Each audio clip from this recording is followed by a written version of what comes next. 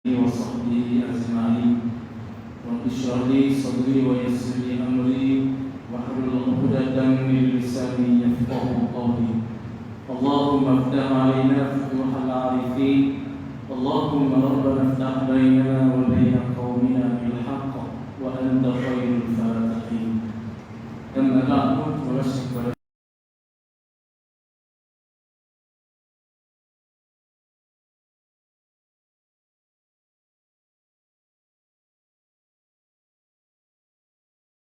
Ta'ala sekalian. Alhamdulillah, syukur kita kepada Allah Subhanahu wa taala kerana dengan taufik dan hidayah Allah dapat kita sama-sama mengerjakan perintah Allah Subhanahu wa taala, iaitu kita dapat menunaikan solat zuhur dengan secara berjamaah. Alhamdulillah. Dan alhamdulillah sama-sama kita ucapkan syukur kepada Allah Subhanahu wa taala kerana Allah Taala bertemu kita dengan bulan Ramadan yang penuh keberkatan ini. Alhamdulillah. Allah kabulkan doa kita yang kita baca dari bulan Rajab ini. Doa yang kita baca ialah Allahumma barik lana fi Rajab wa Sya'ban wa ballighna Ramadan. Ya Allah, berkatilah kami pada bulan Rajab dan bulan Sya'ban dan sampaikanlah kami pada bulan Ramadan. Alhamdulillah, Allah Ta'ala telah bertemu kita dengan bulan Ramadan yang penuh keberkatan ini. Banyak-banyaklah kita ucapkan syukur alhamdulillah kepada Allah Subhanahu wa taala. Ada orang tak dapat bertemu dengan bulan Ramadan, walaupun dia mengharapkan hanya bertemu dengan bulan ini, tetapi ajalnya telah tiba sebelum masuk bulan Ramadan. Sehari dua sebelum masuk bulan Ramadan, mereka telah kembali ke rahmatullah. Tuan dan puan yang dimuliakan oleh Allah Subhanahu wa taala, boleh dikatakan seluruh umat Islam yang beriman kepada Allah Subhanahu wa taala apabila masuknya bulan Ramadan, hati merasa sangat gembira, seronok kedatangan bulan Ramadan. Kerana bulan Ramadan tidak sama dengan bulan-bulan yang lain. Allah Subhanahu wa taala firman dalam surah Al-Baqarah, A'udzu billahi minasyaitonir rajim. Bismillahirrahmanirrahim.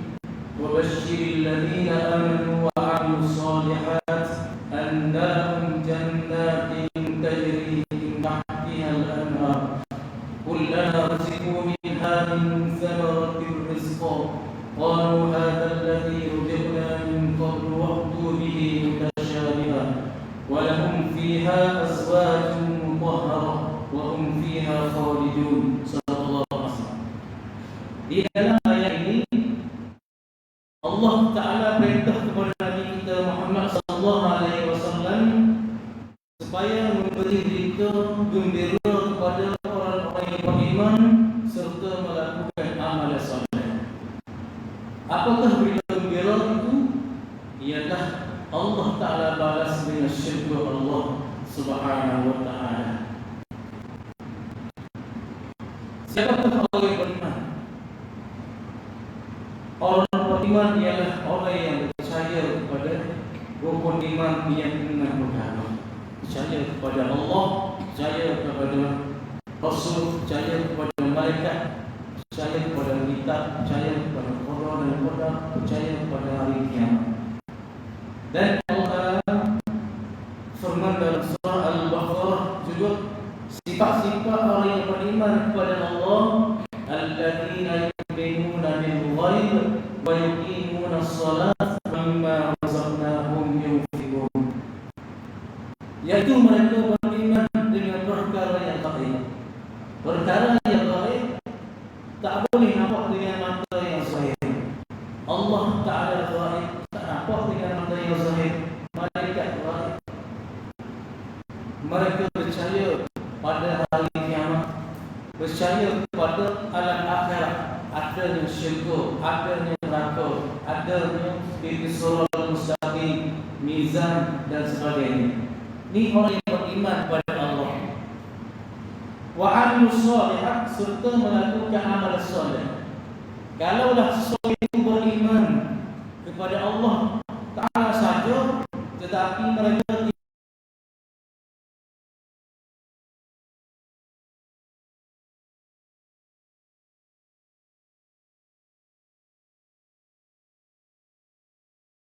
tidak beriman kepada Allah, tak boleh juga. Orang beriman kepada Allah Subhanahu wa Ta'ala tidak boleh berpisah dengan melakukan amal soleh. Ada orang yang berpuasa tetapi tinggal solat. Ustaz ingat masa belajar di Syria dulu, mereka kisah yang benar. Pada bulan Ramadan, Ustaz pergi dengan sahabat Ustaz dua orang pergi ke rumah dia. Pada bulan Ramadan, pergi ziarah. Sampai ke rumah dia, berbual kita dengan ahli keluarga. Akhirnya dia kata kami berdua ni kena buka puasa di rumah. Maka Ustaz sanggup. Setelah mana selesai dia berbuka puasa, lepas makan dan minum, maka Ustaz pun ajak dia supaya maghrib. Ustaz pergi ambil wudu. Lepas tu kawan Ustaz sama pergi ambil wudu. Selepas pada itu ajak dia suruh dia ambil wudu supaya maghrib berjemaah. Maka dia kata kau semaya dulu, kamu solat dulu. Akhirnya Ustaz pun solatlah dengan solat. Selesainya solat maghrib, Ustaz tengok dia ni masih makan lagi, minum lagi, tak nak solat.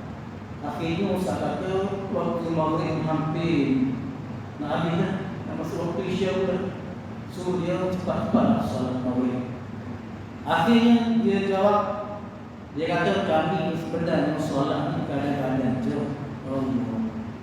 kadang-kadang je.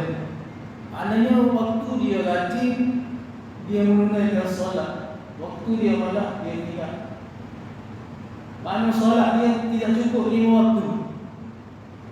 Akhirnya Ustaz ada puasa macam mana puasa. Kadang-kadang juga puasa.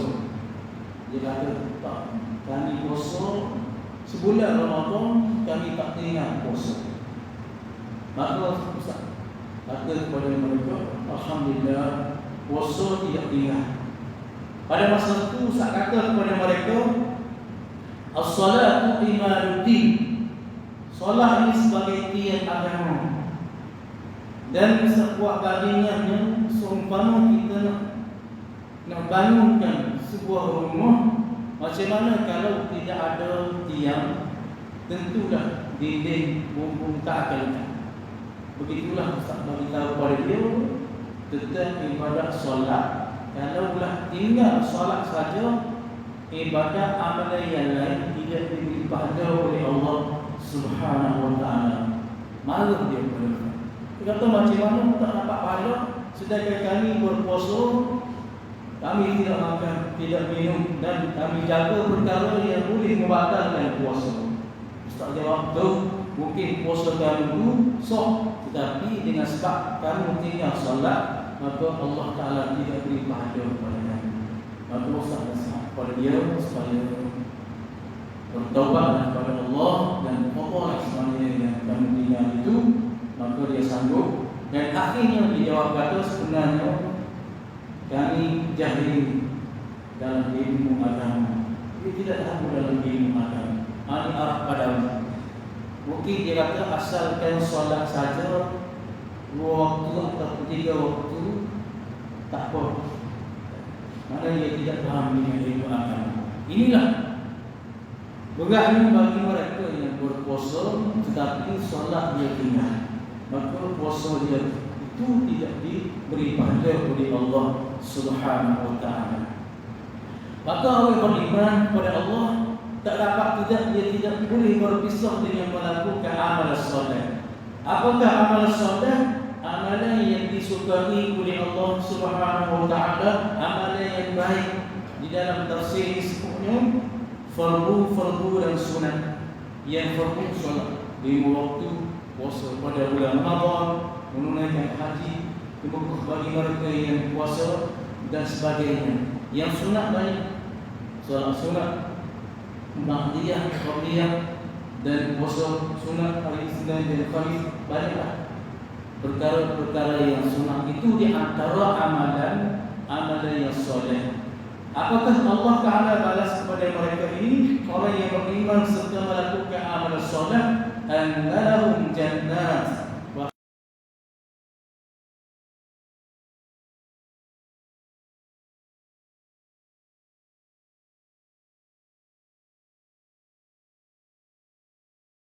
ini tak pernah dengar wala khatara fi qalbil bashar, dan tidak pernah terlintas dalam hati di syurga.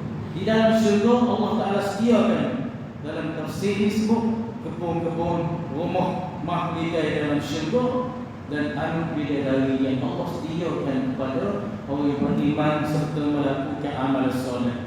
Annalahum jannatin tajri min tahtiha al-anhar, di bawah rumah mengalir beberapa air sungai air tawar, sungai air susu, sungai air madu, sungai air arak dalam syurga boleh minum, tidak mabuk.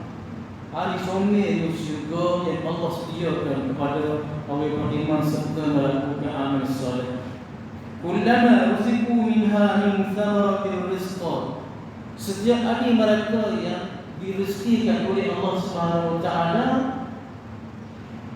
merupakan buah-buahan dalam syurga. Allah Subhanahu wa taala nak suruh kita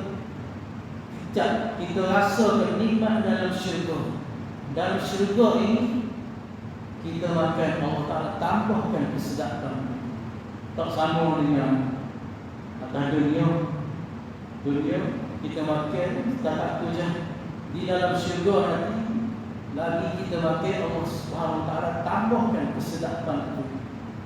Ini nikmat dalam syurga. Walau fiha azwajun mutahharah, dan di dalam syurga itu Allah Ta'ala sediakan isteri-isteri yang suci daripada haid dan suci daripada nifas. Di atas dunia isteri kita sebulan sekali datangnya haid, dan selepas pada dari anda datangnya darah nifas. Di dalam syurga tidak ada darah haid, darah nifas. Bahkan Allah Ta'ala sucikan daripada sifat dengki tak ada, sifat cemburu tak ada. Dan beruntunglah isteri yang salihah di atas dunia ini taat kepada suami. Apa yang suami arah kepada isteri, tutuplah aurat, maka dia pun tutup aurat. Suami kata jagalah solat 5 waktu, maka dia jaga solat 5 waktu, tak tinggal. Isteri yang taat kepada suami di dalam syurga nanti Allah Ta'ala jadikan ketua bidadari syurga, ketua bidadari. Cantik suami itu, isteri kita dalam syurga lebih daripada bidadari syurga 70 kali ganda. Cantik suami. Bidadari syurga ni sekiranya selain dia jatuh atas dunia, nescaya baunya harum dunia. Dan sekiranya air liur dia sedikit jatuh dalam laut, nescaya air laut berubah jadi wangi, minyak wangi. Dan sekiranya pipi dia tunjuk di alam dunia ini waktu malam, nescaya cerah di dunia ini. Dan sekiranya suara itu keluarkan atas dunia ini, nescaya mengesan amin. Itu di antaranya kelebihan yang Allah berikan kepada bidadari syurga. Mana di alam akhirat nanti. Wa hum fiha khalidun, dan Allah Ta'ala kekalkan ahli syurga ini kekal selama-lamanya.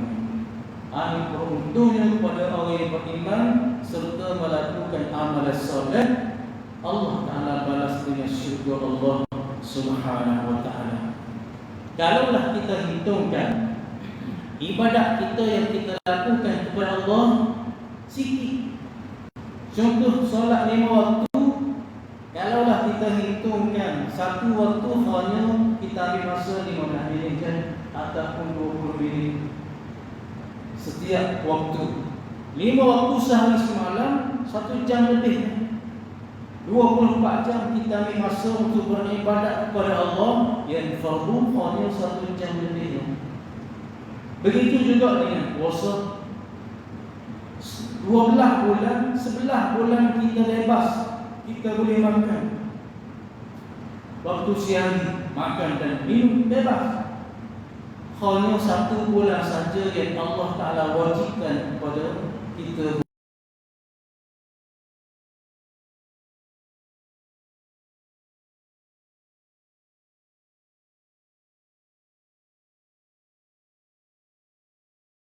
Amalan ibadat yang sedikit kita lakukan kepada Allah, Allah Ta'ala balas dengan banyak. Kita buat sikit, Allah balas dengan banyak.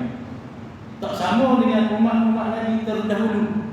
Umat Nabi dulu dia buat 1, Allah Ta'ala balas dengan 1. Buat 10, balas dengan 10. Buat 100, balas dengan 100.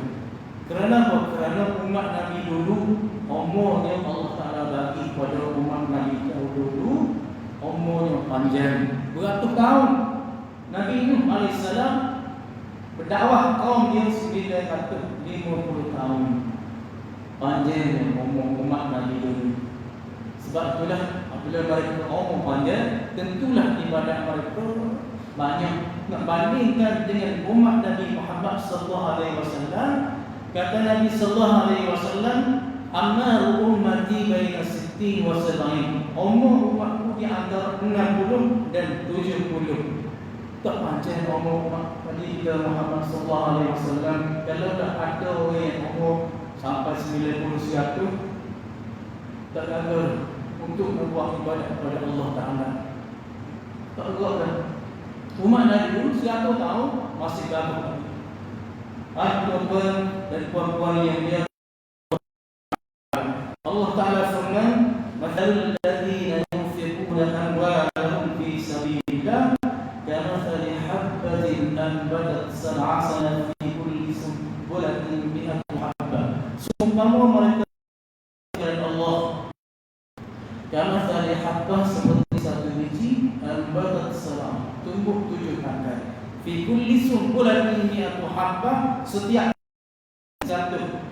Maknanya kita infak ke jalan 10 sen je, Allah Ta'ala bagi 7 batu. Mulianya umat Nabi Muhammad SAW. Dan kalau pergi ke Mekah mengikuti ibadah haji ataupun ibadah umrah, di sana Allah Ta'ala ganda lagi pahala. Satu ibadah yang kita lakukan di Mekah, contohnya sampai ke Mekah kita tasbih subhanallah ataupun kita tahlil la ilaha illallah. Berapa baik? 1 kali je kita tasbih, pahalanya Allah Ta'ala bagi 100,000. 100,000 dapat pahala Allah. Banyak. Dan di Madinah 500,000. Dan di Baitul Maqdis di Palestin 25,000. Ni Allah Ta'ala berikan kepada umat Nabi kita Muhammad SAW. Lebih lagi dalam bulan Ramadan dilipat gandakan pahala oleh Allah Subhanahu Wa Ta'ala. Sebab itu beruntunglah mereka yang pergi umrah di dalam bulan Ramadan, kerana pahalanya mereka yang melakukan umrah di dalam bulan Ramadan, pahalanya Allah Ta'ala bagi serupa dengan pahala ibadah haji. Ini besarnya pahala di dalam bulan Ramadan yang penuh keberkatan ini. Alhamdulillah, kita bersyukur kepada Allah. Dan di antaranya dimuliakan oleh Allah Subhanahu Wa Ta'ala umat Nabi Muhammad SAW. Allah Ta'ala tidak cepatkan turun azab, turun bala kepada umat Nabi Muhammad SAW. Tak sama dengan umat Nabi terdahulu. Umat Nabi dulu, mereka tidak beriman kepada Nabi, maka Nabi doa kepada Allah supaya Allah turunkan azab, supaya Allah turunkan bala. Tengok Nabi Nuh AS. Nabi Nuh dakwah kaum dia 950 tahun.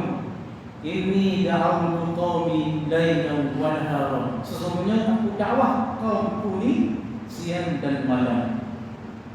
950 tahun yang beriman kepada Nabi Nuh, hanya 83 orang saja mengalih Nabi Nuh. Menangis Nabi Nuh alaihissalam. Akhirnya Nabi Nuh doa kepada Allah, Rabbi la tazar 'ala al-ardi minal kafirin diyara. Ya Allah, janganlah engkau tinggal walaupun sebuah rumah orang kafir ini yang tidak beriman dengan Nabi Nuh di dalam muka bumi, ya Allah. Nabi Nuh doa kepada Allah yang mereka tidak beriman kepada Nabi Nuh supaya Allah Ta'ala turunkan azab. Allah makbul doa Nabi. Akhirnya Allah Ta'ala turunkan banjir yang begitu besarnya. Isteri Nabi Nuh yang tidak beriman dengan Nabi Nuh mati dalam keadaan kufur, dan seorang anak Nabi Nuh alaihissalam tidak beriman kepada Nabi Nuh mati dalam keadaan kufur kepada Allah Subhanahu wa taala. Mereka yang selamat ialah mereka yang ikut Nabi, mereka yang beriman kepada Nabi. Sebab itulah Allah Ta'ala utuskan segala anbiya, segala Nabi, tujuannya untuk dakwah kepada kaum dia, beriman kepada Allah, bertauhid kepada Allah, beribadah kepada Allah, untuk selamatkan kaum dia. Itulah yang Allah Ta'ala utuskan para Nabi, para Rasul. Tiga para Nabi, tiga para Rasul ialah seru dakwah kepada kaum dia untuk beriman, untuk beribadah kepada Allah Subhanahu wa taala supaya mereka selamat dunia dan juga di alam akhirat.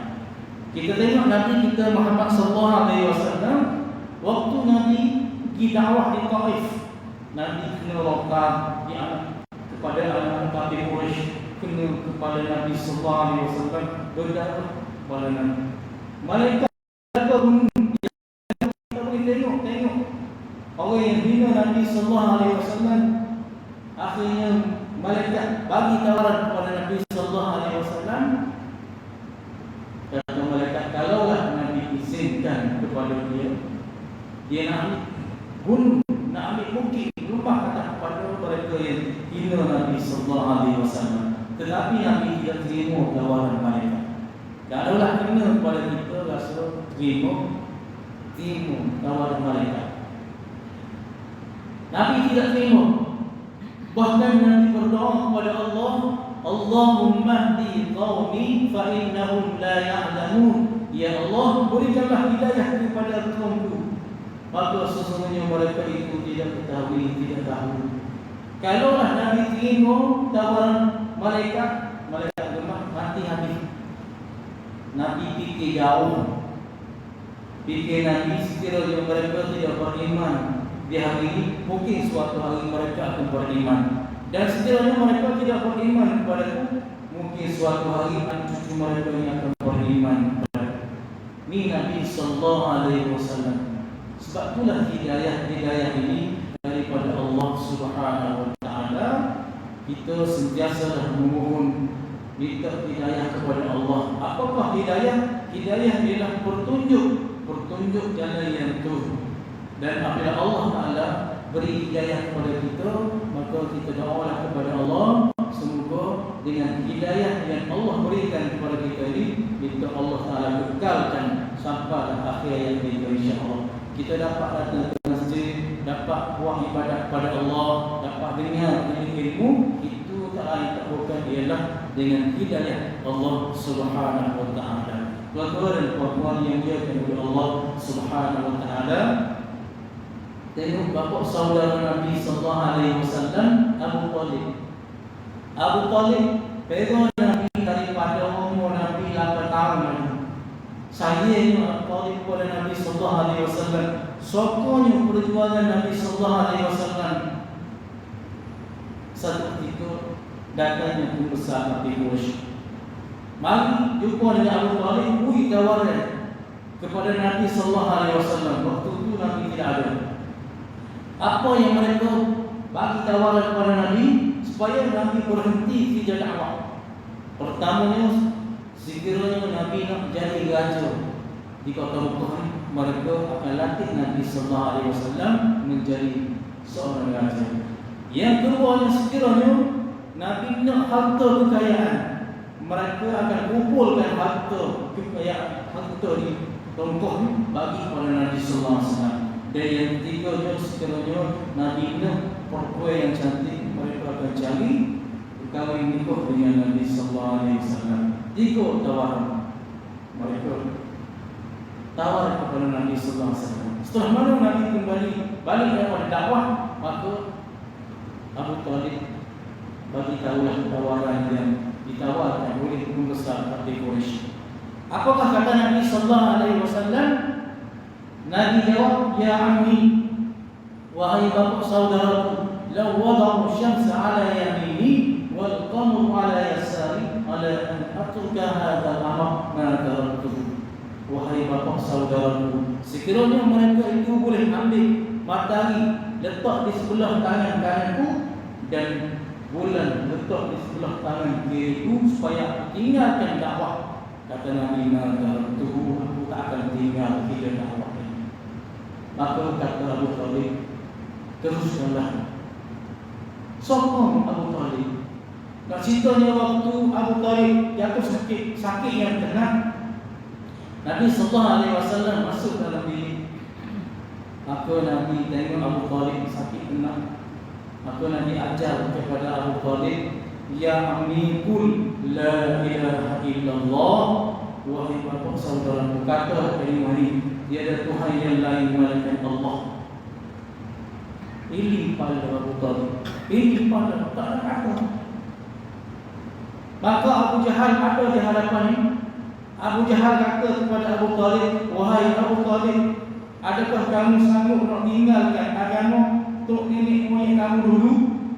Kamu nak ikut agama baru yang dibawa oleh Nabi Muhammad?" Apa kata Abu Jahal?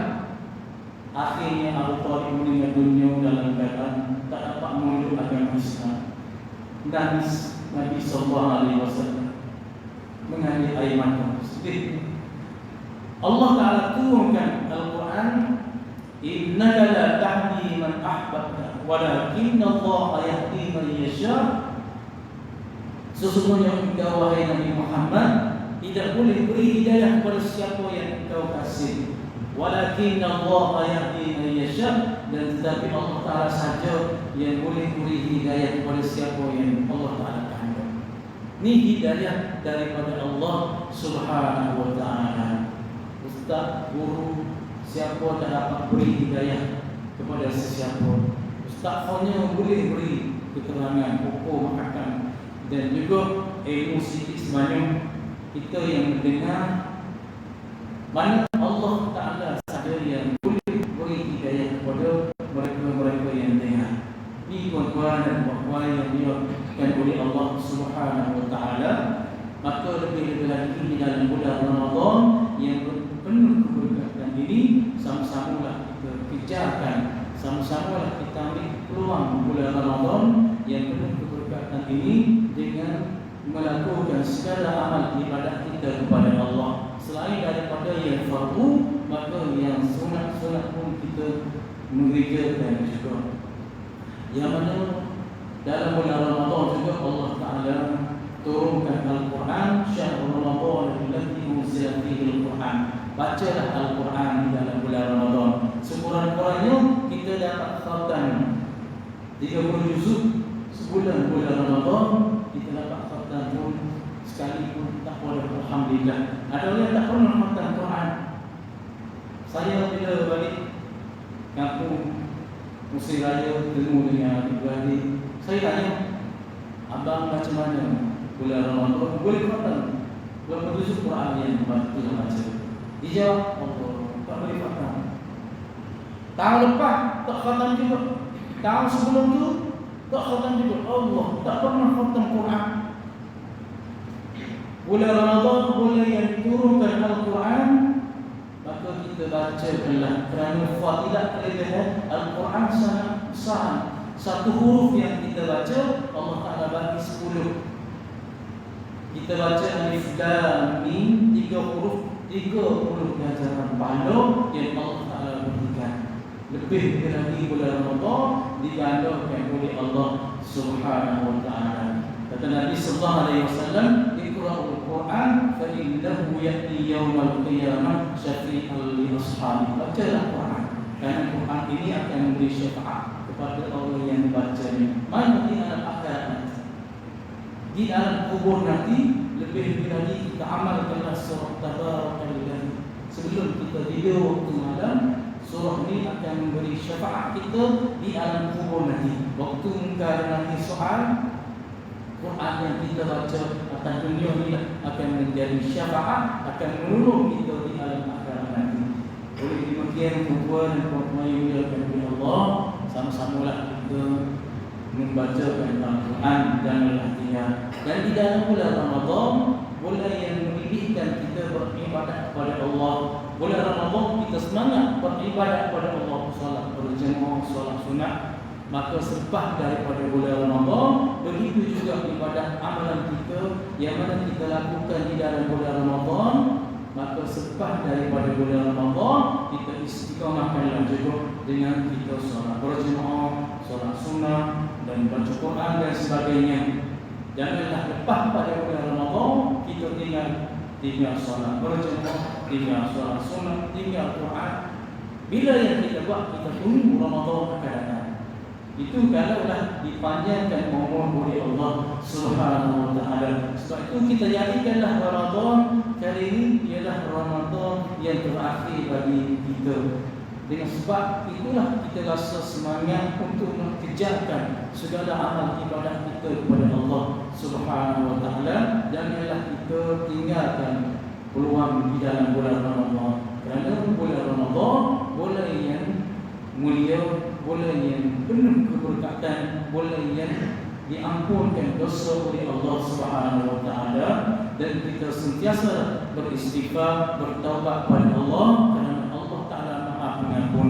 Dan doa orang yang berpuasa Allah taala makbulkan. Sebelum kita berbuka puasa, kita berdoa kepada Allah, kita bertaubat kepada Allah Subhanahu wa taala. Insya-Allah bulan Ramadan awwaluhu rahmah wa awsatuhu maghfirah wa akhiruhu ithqun minan nar. Allah Subhanahu wa taala ampunkan dosa seorang hamba. Sekiranya dosa seorang hamba itu betul-betul bertaubat, betul-betul minta ampun kepada Allah Subhanahu wa taala. Selepas daripada Allah taala ampunkan dosa seorang itu, maka dia rasa semangatnya, syukurnya, lazatnya untuk buat ibadat kepada Allah Subhanahu wa taala. Itulah tuan-tuan dan puan-puan yang dimuliakan oleh Allah Subhanahu wa taala. Saya rasa itulah sebanyak yang boleh beri kuliah sahur kepada tuan dan puan.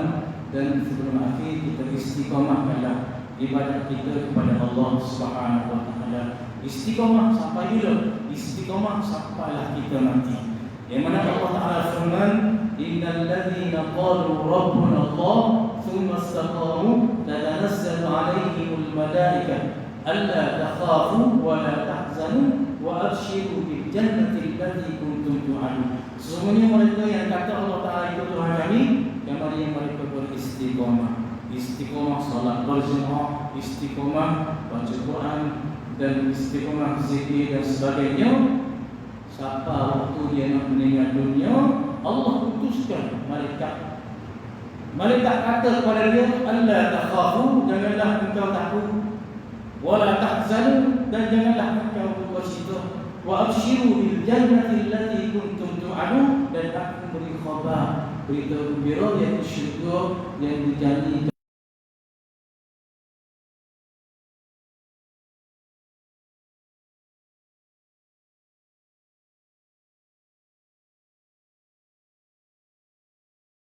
Cukup kita tengok wajah orang yang soleh, wajah orang yang beriman kepada Allah. Waktu dia meninggal dunia, wajah dia senyum kerana dia nampak dari tempat dia dalam syurga. Begitu juga dengan orang yang kufur kepada Allah, orang yang deraka kepada Allah. Sebelum dia meninggal dunia, Allah tunjukkan di tempatmu dalam neraka. Itu dia mati dalam keadaan takut. Tuan-tuan dan puan-puan yang dimuliakan Allah Subhanahu wa taala, maka sama-samalah kita segera akan bertaubat kepada Allah Subhanahu wa taala sekiranya dulu pernah kita melakukan dosa kepada Allah, yang mana Allah Ta'ala firman, wasari'u ila magfiratin min rabbikum, bersegera akan meminta ampun kepada Allah. Allah Ta'ala suruh kita segera sebab apa? Sebab takut kita meninggal dunia, tak sempat kita nak bertaubat kepada Allah, tak sempat kita nak solat-solat yang kita tinggal dahulu. Sebab itulah Allah Ta'ala suruh kita cepat-cepat bertaubat kepada Allah Subhanahu wa Ta'ala. Tuan-tuan dan puan-puan yang dimuliakan oleh Allah Subhanahu wa Ta'ala, setakat itulah dulu sedikit sebanyak yang boleh disampaikan oleh tuan-tuan dan puan-puan. Mudah-mudahan apa yang baik itu daripada Allah Subhanahu wa Ta'ala, dan apa yang kurang baik itu adalah daripada Ustaz sendiri.